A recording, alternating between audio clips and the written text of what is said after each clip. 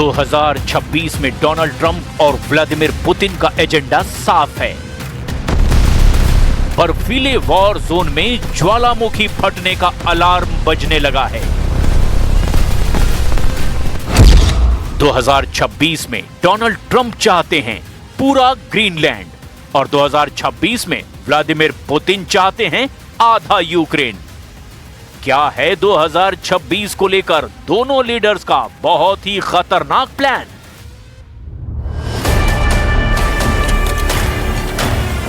तो 2026 की शुरुआत में ही ट्रंप और पुतिन के इरादों को देखकर पूरा यूरोप घबरा गया है।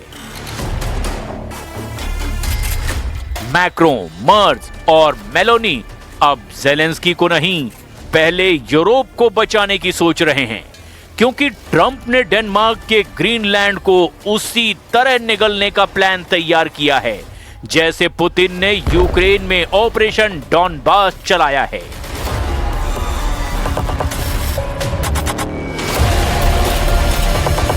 यानी साफ नजर आ रहा है कि ट्रंप अब 3.5 यूक्रेन पर कब्जा करना चाहते हैं। 3.5 यूक्रेन यानी ग्रीनलैंड। यूक्रेन के पास जितनी जमीन है उससे 3.5 गुना बड़ा है ग्रीनलैंड।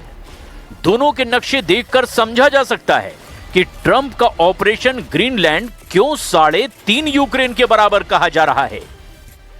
यूरोप के सबसे बड़े देश यूक्रेन का इलाका 6,03,000 वर्ग किलोमीटर से भी बड़ा है। इसके मुकाबले में ग्रीनलैंड का इलाका 21,66,000 वर्ग किलोमीटर से भी ज्यादा है। और ये आंकड़े देखकर यूरोप बहुत घबराया हुआ है, क्योंकि ग्रीनलैंड को हटाकर खुद यूरोप का इलाका 40 लाख वर्ग किलोमीटर है।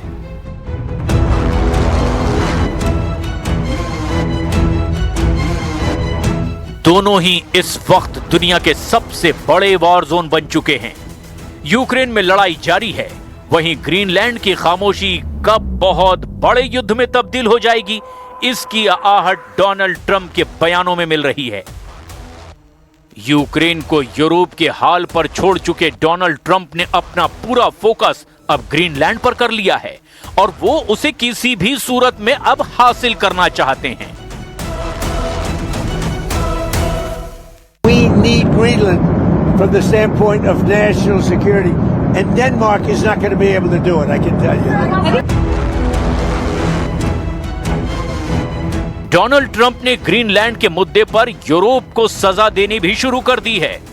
डोनाल्ड ट्रंप का टैरिफ वाला कांटा अब यूरोप को चुभना शुरू हो चुका है। ग्रीनलैंड पर यूरोप की सेनाएं पहुंच रही है। भले ही ये युद्धाभ्यास की तैयारी हो, लेकिन यूरोप के तेवर देखकर ट्रंप बिल्कुल भी खुश नहीं है। ट्रंप का टैरिफ वाला गुस्सा भड़क चुका है। ट्रंप ने ऑपरेशन ग्रीनलैंड का विरोध करने पर अपने मित्र देशों पर ही टैरिफ बम फोड़ दिया है।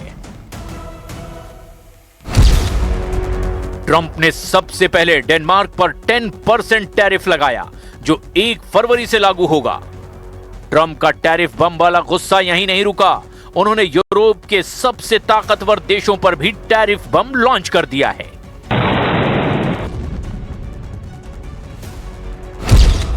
डोनाल्ड ट्रंप ने फ्रांस, जर्मनी और ब्रिटेन पर 10% टैरिफ लगा दिया है और ये तीनों देश यूरोप को चलाते हैं। इनकी अर्थव्यवस्था ही पूरे यूरोप को कंट्रोल करती है। ट्रंप का टैरिफ बम वाला गुस्सा यहीं नहीं रुका, उन्होंने इस बम से यूरोप के कुछ देशों को भी घायल कर दिया है।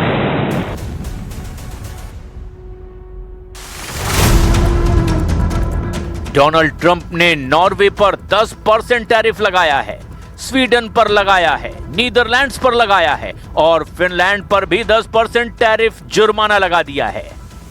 लेकिन डोनाल्ड ट्रंप ने टैरिफ बम की ताकत और बढ़ाने की धमकी दे दी है, यानी वो यहीं नहीं रुकने वाले। ट्रंप ने यूरोप पर टैरिफ धमाका करके ये बता दिया कि अगर यूरोप बैकफुट पर नहीं आया तो 1 जून से 10% टैरिफ 25% वाले जुर्माने में अपडेट कर दिया जाएगा। यानी यूरोप को शुरुआती 10% टैरिफ वाली सजा देने के बाद ट्रंप ने 4 महीने की मोहलत दी है। इन सब के बीच यूरोप सवाल पूछ रहा है कि इटली पर टैरिफ क्यों नहीं लगाया गया। ये ट्रंप और मेलोनी की ऐसी केमिस्ट्री लग रही है जिसमें ग्रीनलैंड के मुद्दे पर यूरोप से गद्दारी की बू आ रही है। L'attenzione che la presidenza americana attribuisce, come vi ho detto molte volte, alla Groenlandia e in generale all'Artico, che è una zona strategica nella quale chiaramente va evitata una eccessiva ingerenza di attori che possono essere ostili. पूरे Europe में इस वक्त Trump के इरादों को लेकर हड़कंप मचा हुआ है। ट्रंप ने यूरोप के साझेदारों को अब अपना दुश्मन बना लिया है। याद कीजिए, अलास्का में पुतिन से मिलने के बाद ट्रंप ने व्हाइट हाउस में यूरोप के साथ मीटिंग की थी। डोनाल्ड ट्रंप नेटो और यूरोप के दिग्गज नेताओं और जेलेंस्की के साथ बैठे थे। मुद्दा यूक्रेन का था, लेकिन अब सबको एहसास हुआ है कि ट्रंप तो ग्रीनलैंड वाला कॉरिडोर तैयार कर रहे थे।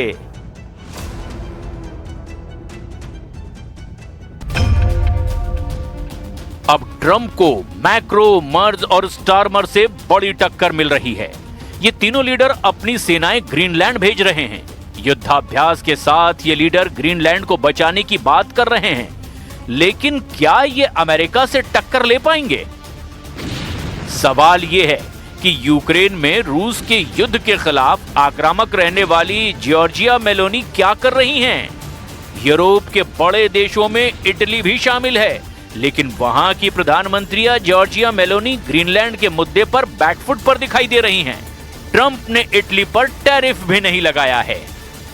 Ho sempre detto e sono convinta di questo, che io considero molto difficile, ecco, un intervento di terra, diciamo, militare sul tema della Groenlandia. Io credo che la questione sia politica e credo che politicamente verrà risolta.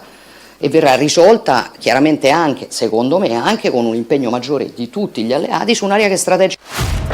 Meloni वो leader हैं जो Ukraine के युद्ध में Putin के खिलाफ front foot पर रही हैं।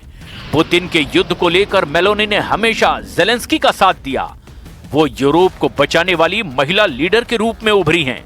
लेकिन अब ग्रीनलैंड के मुद्दे पर अमेरिका को टक्कर देने की बात आई तो इटली की प्रधानमंत्री का कदम यूरोप से गद्दारी माना जा रहा है। ग्रीनलैंड में आर्कटिक एंड्योरेंस युद्धाभ्यास के लिए यूरोप की सेनाएं पहुंची है। तब इटली ने इस युद्धाभ्यास में शामिल होने से ही इनकार कर दिया है। मेलोनी ने साफ कहा कि ग्रीनलैंड का हल सेना नहीं निकाल सकती। ग्रीनलैंड में युद्धाभ्यास से लेकर जो भी फैसला हो वो नेटो के हिसाब से हो, और नेटो में अमेरिका भी शामिल है, जबकि अमेरिका युद्धाभ्यास आर्कटिक एंड्योरेंस में शामिल नहीं है। La NATO ha già scritto nei propri documenti che oggi l'Artico è strategico, quindi sta già rispondendo a una domanda politica di un problema che esiste. Quindi gli alleati stanno ragionando all'interno di questo contesto e io ritengo che diciamo, il dibattito vada fatto all'interno della NATO anche per... Europe के हालात बता रहे हैं कि America का Greenland वाला formula अब Putin के यूक्रेन वाले फॉर्मूले से भी ज्यादा खतरनाक बन चुका है, क्योंकि यूक्रेन में चल रहे युद्ध को लेकर तो पुतिन की डिमांड सिर्फ डॉनबास और आसपास के इलाकों की है, लेकिन ट्रंप तो पूरा का पूरा ग्रीनलैंड हड़पना चाहते हैं। और इसीलिए कहा जा रहा है कि ट्रंप अब किसी भी कीमत पर ग्रीनलैंड को कब्जाना चाहते हैं। तो सवाल यह है कि ट्रंप ने इस फॉर्मूले को आखिरी शक्ल देनी कब शुरू की? 15 अगस्त 2025 को अलास्का में हुई पुतिन और ट्रंप की मीटिंग में ग्रीनलैंड फॉर्मूले को मंजूरी मिली। इसमें एक तरफ पुतिन को 50% यूक्रेन देने पर ट्रंप राजी हुए और दूसरी तरफ अपने लिए ग्रीनलैंड का टारगेट चुना। क्या इसी मीटिंग में यह फैसला हुआ कि यूरोप जब यूक्रेन में फंसा होगा तो दूसरी तरफ ट्रंप ग्रीनलैंड पर कब्जा कर लेंगे? ट्रंप का 2026 का एजेंडा साफ नजर आ रहा है। पुतिन आधे यूक्रेन पर कब्जा करना चाहते हैं तो ट्रंप 3.5 यूक्रेन पर नजर गड़ाए बैठे हैं। एक बार फिर देखिए ट्रंप का 3.5 यूक्रेन वाला समीकरण। यूक्रेन के पास जितनी जमीन है उससे 3.5 गुना बड़ा है ग्रीनलैंड। दोनों के नक्शे देखकर समझा जा सकता है कि ट्रंप का ऑपरेशन ग्रीनलैंड आखिर क्यों 3.5 यूक्रेन के बराबर कहा जा रहा है। यूक्रेन को पुतिन की कैसी मार पड़ी है, यह समझने के लिए यह धमाका देखिए। यह धमाका पश्चिमी यूक्रेन के ल्यीव शहर में हुआ। यूक्रेन के एक राष्ट्रीय स्मारक के पास पुतिन का ड्रोन फटा। पुतिन का मैसेज बिल्कुल साफ है कि अब ना पूर्वी यूक्रेन बचेगा ना पश्चिमी यूक्रेन। इस वक्त यूक्रेन बहुत बड़े संकट में है। ज़ेलेंस्की के पास अब युद्ध लड़ने का कोई जरिया नहीं बचा। उनके शहर अंधेरे में डूबे हुए हैं क्योंकि पुतिन के ड्रोन और मिसाइल उन ठिकानों को टारगेट पर ले रहे हैं जहां से बिजली सप्लाई होती है। -10 डिग्री सेल्सियस में लोग ठिठुर रहे हैं और उनके घरों को गर्म करने के लिए बिजली ठप पड़ी हुई है। क्या ग्रीनलैंड में भी ऐसा ही अंधेरा छाने का खतरा है? और फिर अमेरिका की फौज भी ऐसी ही अपना झंडा फहराएगी जैसे रूस ने यूक्रेन की जमीन पर फहराया है। ग्रीनलैंड के लिए हालात बहुत गंभीर होने जा रहे हैं और ये वार्निंग बार बार डोनाल्ड ट्रंप दबे शब्दों में दे रहे हैं।